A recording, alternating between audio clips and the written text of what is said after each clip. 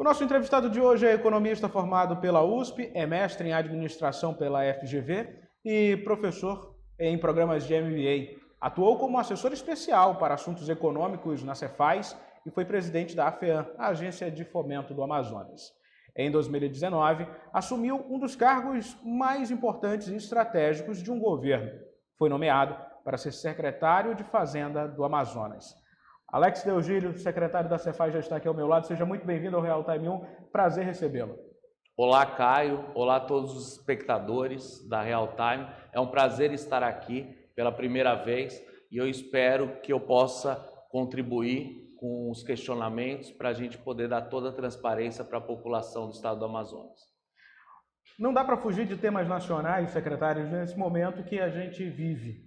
Bom, o Senado aprovou um projeto de resolução que indica, não é impositivo aos estados, zerar o IPVA para motocicletas de até 170 cilindradas.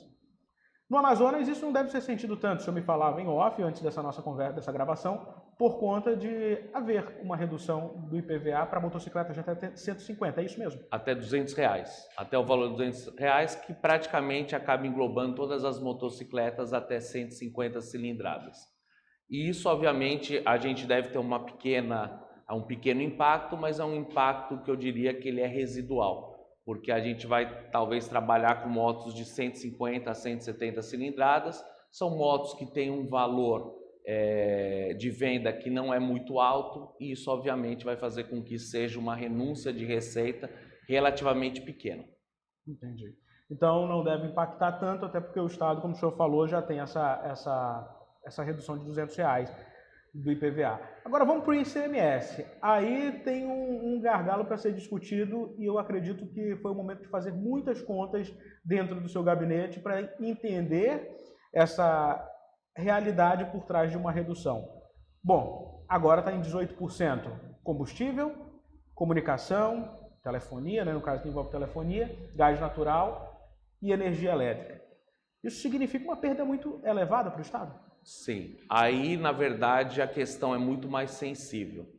A gente considerando esses 4 segmentos, como você bem mencionou, transporte, energia, comunicações e combustíveis, isso representa em torno de 33%, 35% das receitas de ICMS dos estados. Fazendo um cálculo por proxy, obviamente os técnicos fizeram um cálculo detalhado em cima de todas as possibilidades, né, tanto de redução de base de cálculo como de redução de alíquota. A gente chega numa perda estimada de 100 a 120 milhões por mês, no caso específico do estado do Amazonas. Então, realmente, assim, considerando o universo agora como a vigência é imediata, né, já começou a partir do dia 1º de julho, a gente espera uma perda que não estava no nosso planejamento de algo em torno de 600 milhões de reais, podendo chegar a algo próximo a 720 milhões. Então é algo muito preocupante sob o ponto de vista fiscal, mas que a gente está tentando de alguma forma realinhar as questões tributárias, fiscais, mas a gente sabe que é um desafio muito grande, uma vez que existem despesas que são vinculadas, despesas de caráter mandatório, e é muito difícil você reduzir as despesas na mesma velocidade que as nossas receitas vão ser reduzidas.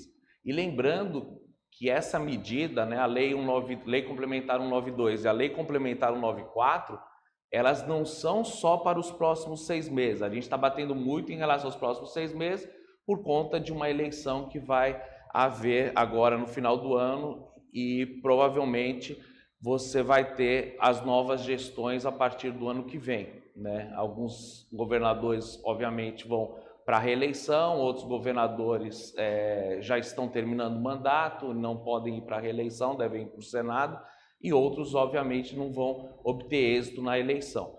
Então, a gente acabou focando muito nesses 6 meses. Mas, assim, é um problema que é ad eterno e que, mais importante, é a questão que a gente está tratando um problema conjuntural como se fosse um problema estrutural. Então é algo realmente que preocupa todos os financistas e todos os secretários de Fazenda, tanto dos estados como dos municípios, uma vez que o ICMS também é repartido para os municípios 25%. O senhor falou em algo interessante, que é essa questão de não repassar para o município. A gente já tem municípios no Amazonas com IDH baixíssimo. Isso representa uma fragilidade ainda maior para essas prefeituras, que a gente sabe que a população muitas vezes depende daquele poder ali. E ao observar isso, essa redução do ICMS, eu percebi numa mensagem, até no Twitter do governador Wilson Lima, que ele dizia assim, estamos fazendo a nossa parte. Bom, tem outros impostos embutidos na gasolina. Por que a gasolina, o combustível, vou ser mais abrangente, tem o ICMS como o vilão desse preço? Tem outros impostos embutidos. Sim, sem dúvida. Na realidade, primeiro vamos fazer um parênteses em relação aos municípios do estado do Amazonas.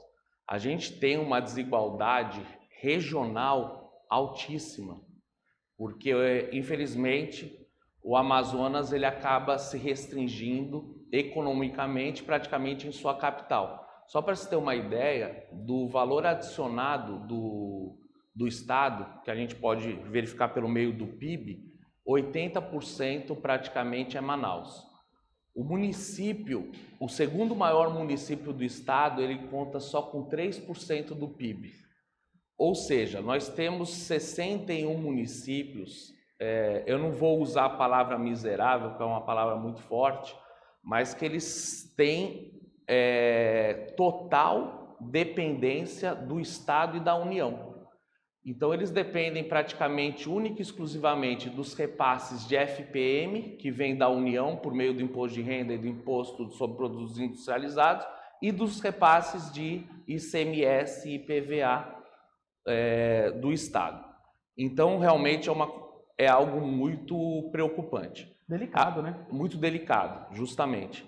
E agora, considerando, em relação à sua pergunta do ICMS, sobre combustíveis, a gente espera, né, que essa redução importante, né, de receita, que provavelmente vai prejudicar muitas políticas de áreas que eu diria que são não só estratégicas, como são basilares, como saúde, educação, infraestrutura, segurança, que realmente haja a efetiva redução do imposto e que chegue ao consumidor final. Porque a gente sabe que pela teoria microeconômica, quando você tem redução de tributo, uma parte é absorvida pelo produtor e uma parte pelo consumidor. Que existem os conceitos de excedente do consumidor, excedente do produtor e o que a gente chama de peso morto. Assim como quando tem um aumento de tributo, nem tudo é repassado para o consumidor. Normalmente as margens também do produtor elas reduzem. Então, assim, nesse caso específico, a gente espera que haja uma sensibilidade, né, das distribuidoras e que realmente haja uma efetiva redução na ponta de tudo que está sendo renunciado pelos estados e municípios. Agora, o peso do ICMS no combustível ele é importante, mas ele não é tão importante como vem se falando muito, né? É o discurso que a gente tem, sobretudo, do Ministério da Economia. Uma vez que o que vem aumentando recentemente o preço dos combustíveis é a política de preço da Petrobras, que é a paridade de preço internacional, ou seja, eles aumentam ou reduzem o preço conforme o câmbio. E, além disso, a questão do preço do barril do petróleo, que a gente tem um preço de barril que aumentou praticamente mais do que dobrou nos últimos 2 anos. Então, esse efeito conjugado, câmbio mais preço do barril internacional, é o que vem motivando essas sucessivas altas de preço na bomba para o consumidor final. Tanto é que, só para fechar minha fala sobre essa questão, os estados congelaram a base de cálculo desde novembro. E não foi por conta do congelamento da base de cálculo, que a alíquota se manteve a mesma, né? Inclusive no Amazonas há mais de 20 anos, a gente teve redução ou ao menos estagnou o preço. Ao contrário, a gente desde novembro já teve sucessivas altas de preço, né, do combustível, inclusive recordes e recordes de dividendos à Petrobras, né, o que prova que o lucro da Petrobras ele teve um incremento importante. Muito grande, a gente viu isso no noticiário. Agora, secretário, trazendo para cá, para a sua administração, o senhor começou em 2019 com o pé direito porque teve vontade de fazer, mas a realidade mostrava que o pé que estava pedindo ali era o esquerdo. O senhor começou com uma dívida de 1,5 bilhão e um déficit de 1 bilhão, somando a 3,5 bilhões. A que pé está esse cálculo? A gente realmente pegou o Estado numa situação bastante deteriorada, né? Isso se deve a várias questões, né? Realmente a gente tinha uma dívida, né, de 1,5 bilhão e que não estava contabilizada, e tinha também um déficit orçamentário da ordem de 1,5 bilhão. A gente, ao longo desse período, a despeito da pandemia e de todas as dificuldades, a gente conseguiu incrementar bastante a nossa receita, a gente conseguiu fazer um controle efetivo de gastos, para que a gente não tivesse problemas orçamentários e, obviamente, a gente acabou tendo, né, os números estão aí para todo mundo ver no portal Transparência, a gente teve êxito e conseguiu reduzir essa dívida de forma expressiva. Hoje eu imagino que a gente deve ter 500, 600 milhões no máximo em dívida e a gente vem trabalhando para reduzir esse déficit orçamentário a cada ano. Tanto é que nos últimos relatórios da STN, inclusive, a gente teve os nossos melhores índices históricos de dívida, de solidez, de liquidez, de solvência, ou seja, mostrando a saúde fiscal e financeira do estado do Amazonas. Eu sempre costumo, quando converso com um economista, dizer que o nosso mercado interno ele tem um poder impressionante. Num ano de pandemia, a gente fechou 2020 com um recorde de arrecadação, isso se repetiu no próximo ano. Ou seja, o Estado conseguiu também sair mais, respirar mais, nessa sua fala dá para entender, com base nesses resultados do final do ano. Agora, em 2022, o que é esperado? O que a gente pode esperar para esse ano? A perspectiva de 2022 ela era muito boa, né? A despeito da inflação, que acaba gerando o que a gente chama de imposto inflacionário, a inflação ela está em 2 dígitos aqui no país, a gente estava esperando um crescimento real da ordem de 5% a 7%. Ou seja, a gente perfazeria um crescimento nominal em torno de 20%, o que a gente julga que considerando toda a perspectiva de um ano eleitoral, que é um ano que a gente tem muita instabilidade, isso é normal, a gente considerava um resultado bastante positivo e expressivo. Todavia, com a Lei Complementar 192, a Lei Complementar 194, algumas mexidas também de alguns aspectos fiscais e tributários, né, inclusive no tocante ao estado do Amazonas, né, em relação ao IPI, que a gente está com uma liminar, mas assim, a gente sabe que é algo muito sensível. Tem também a glosa de créditos de ICMS pelo estado de São Paulo. Tudo isso corroborou para uma maior insegurança jurídica do nosso modelo.